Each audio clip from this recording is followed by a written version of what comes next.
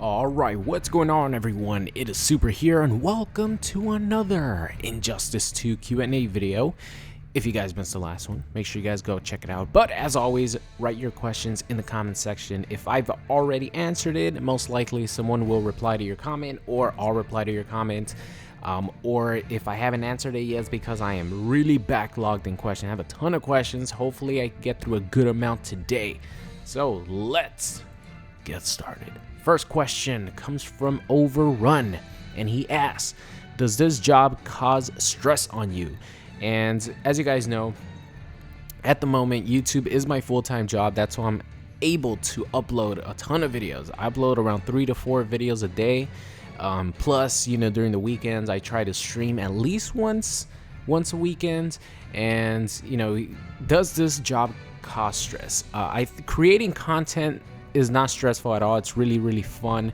Actually playing the game is the fun part, and it's the easiest part of everything.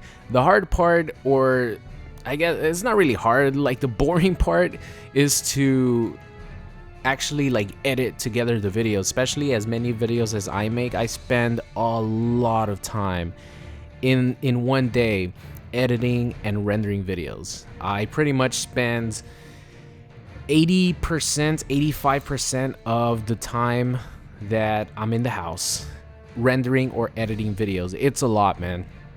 The good thing is that, because I record in bunches, I could take days off. So the way it works for me is I don't record the video that you guys see unless it's like a regular commentary like this. Usually I upload this either the next day or 2 days after, or something like that. So commentaries like this, regular commentaries, they're like very easy, and they go up the same day most of the time. But for ranked videos, the day that you guys see a video, it was probably recorded like a week or 2 weeks, sometimes even through 3 weeks before you guys see it. So the way I do it, I record a bunch of videos, I render them out that day, so I'm able to take days off and go do stuff with friends and just relax. So the working part isn't really stressful, but what is stressful is staying relevant on YouTube. That is very stressful on a YouTuber, because if YouTube decides to fuck you over with, for example, me last month, I didn't do bad. I did on par with what I did the month before, but as far as views per video, YouTube really fucked me last month. It's gotten fine now, it's gone back to normal now, which thank God. But last month, if YouTube just all of a sudden decides to fuck you over by doing a new update that maybe glitches your channel, or something happens and your channel gets affected by it negatively, maybe they change the algorithm in YouTube and your videos don't hit search engines anymore, they lose a lot of views, you lose a lot of new subscribers that could find your videos. That is the stressful part about this YouTube job, pretty much staying relevant. And the fact that I've been doing it for 6 years, let's see, 2016, yeah, I've been doing it for 6 years. It's fucking crazy. I know a lot of people who can't even do YouTube for a couple of years because it is hard as hell to stay relevant. And I have definitely not stayed relevant throughout this whole time. Don't get it twisted. It took me so long to even build up somewhat of an audience. So I started in 2010.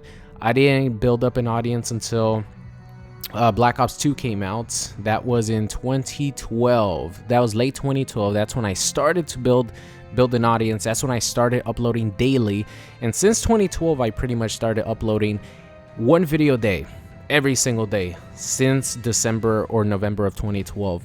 And that's the best way to stay relevant. Upload daily, just provide content for viewers. Viewers will come and go eventually. As much as you might like something now, it's just gonna be a matter of time before you either don't like it or you find it boring, something like that. So you always have to keep things fresh for new viewers to come in, and that's pretty much the stressful part about this job. It's not really the content creating, it's just staying relevant, as long as you can. So that is definitely a stressful part of this job. Wow, I went on a tangent, but I think people enjoy listening to something like this. So thank you for the question, Overrun. Next one comes from Cade, and he asks, do you think that armor launchers might be in Injustice 2, or will they be removed entirely with a few exceptions? So Cade, I don't know if you've ever played Injustice, but if you haven't, let me break it down to you. There are no armored launchers except for the meter burned back 3 and forward 3, which are 2 bars of meter. You spend 2 bars of meter to give armor to one of your attacks. They're not really good for wake ups. One of the beautiful things about Injustice is that the mechanics of the game make it so where your wake-ups are completely invincible for a couple frames. So for example, if I use Harley Quinn and I do her cartwheel kick, the one where she kicks on the ground, that has a couple frames of invincibility. So if my opponent is attacking me when I input the move, one of his attacks will go through me, just like EX Nut Punch by Cassie Cage. So in Injustice, on Wake Up, a lot of moves have invincibility. So there aren't really armored launchers in the Injustice game. So I think that'll carry over. Moves will have frames of invincibility. They will not have armor. You know, if you block it, you punish, or if you time your meaty right or your jumping right, you know, you might be able to beat it and stuff. Another good thing is that the anti-airs in Injustice are really good. So Down 2 is actually a legit good anti-air. They prioritize uppercuts instead of jumping punches, jump kicks, stuff like that. And the best thing about it is if you actually hit someone with an uppercut, you're going to be able to do a full combo. So that's one really big positive about Injustice. There are no armor launchers. They prioritize anti-airs a little bit more. So, you know, the defensive players actually excel in a game like Injustice. So hope that answers your question. Next one comes from Liam, and he has, do you think Captain Cold being in the game might affect Sub-Zero's chances of making it? Liam, I do not. I think Sub-Zero is, to me, in my humble opinion, I think he's a guaranteed guest DLC character from Mortal Kombat. It doesn't matter if there would even be another ice character other than Captain Cold as well. I think Sub-Zero is just going to be in it. You know, Sub-Zero has a unique playstyle. He's definitely going to have the ice clone. He has the fireball. He has the slide. They could give him Cryomancer type moves with an ice sword. You know, he could have his own playstyle, and it wouldn't really matter if Captain Cold was in the game. So I think Sub-Zero's a given, in my opinion. Moving on here, James asks, do you think every character in the mobile version of Injustice 2 or Injustice will make it into Injustice 2? Sorry, all right. Let me rephrase the question.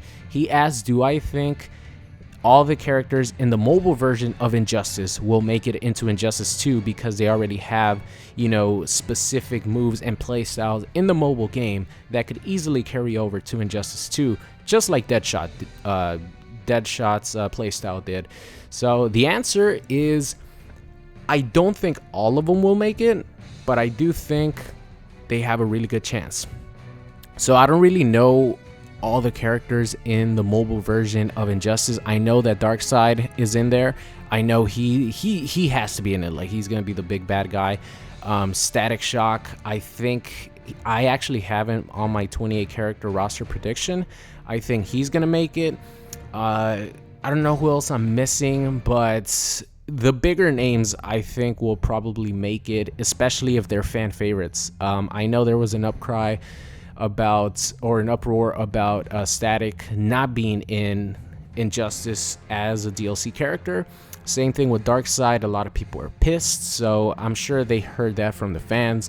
Those guys will make it into the game. And I think you definitely bring up a valid point. You know, they have their unique playstyle already set in the mobile version that could easily carry over to Injustice 2. So I'm looking forward to see which ones actually make it. Here we go. Next one comes from Luca, and he asks, since the voice actors of Injustice 2 are going on strike, do you think that will affect the game's release date? Luca, it's a very, very strong possibility. This is a, you know, quote-unquote war that the voice actors, at least, are not going to lose. They're going to get paid. It's just a matter of time when, and if they don't, the game will be delayed. Along with the other games that the voice actors are working on. And, you know, it's been confirmed that Injustice is one of those games where voice actors who are on strike are not going to be doing voiceovers until they get the rightful share of money. So if this thing goes on for any longer, depending on how much of the voice acting they already have for the characters whose voice actors are going on strike. Depending on how much dialogue they already have in the game and how big of a role they play, like in story mode and stuff like that, yeah, I think it has a good chance of being delayed. I really hope it doesn't get to that point. I saw someone in the comments say that the release date so far is December of 2017, and don't pay attention to that. That's just a placeholder. That's what happens when any game doesn't have an official release date. They just have that as a placeholder of December of the specific year that game's coming out. So definitely don't pay attention to that. But for now, it looks, from all reports, Injustice 2 is supposed to come out in March or April of 2017. So if this goes on like any longer, and if they don't have what they need to release the game, yeah, of course it will definitely be delayed, and it's gonna really suck. So I'll keep you guys updated if there's any news about it. And let's see, last one here comes from Magma, and he asks, what are your thoughts on Gorilla Grodd's playstyle? He looks like he's a command grab character. I like command grabs, so I'll definitely be trying him out. He looks like he has a float. He looks like he's a heavy hitter, and he looks like a lot of fun. So that's going to be it. Hope you guys enjoyed today's Q&A video, and I'll see you guys next time. What's going on, guys? It's Super here. I hope you enjoyed today's video. If you did, make sure you guys subscribe or check out any of these videos linked at the top. Thank you, and I'll see you guys next time.